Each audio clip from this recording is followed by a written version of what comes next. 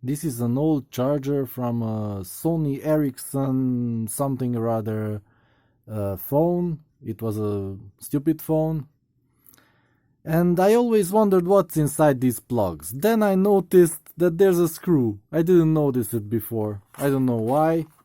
I own this phone for a couple years, 2 years, and I haven't noticed this. So I just want to take it apart.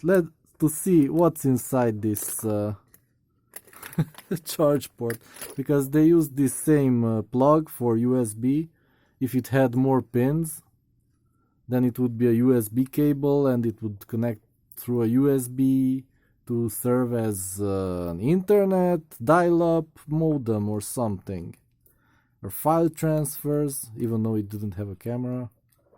So yeah, I took out the screw and let's see. Oh boy. So it's a big plug and only 2 soldered pins. Positive and negative.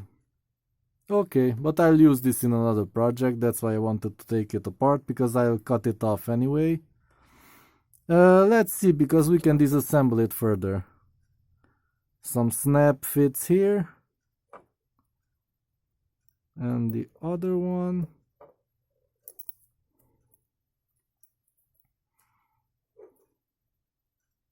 Yeah, on the other side. So let's see. Some springs will jump out. Oh yeah.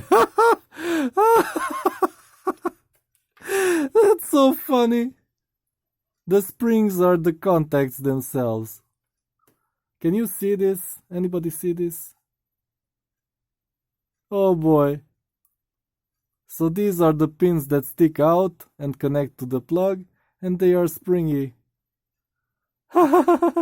This is the simplest solution ever.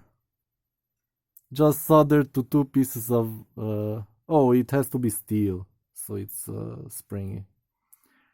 And this is funny. Okay, that's all for this video. I just wanted to see what's inside.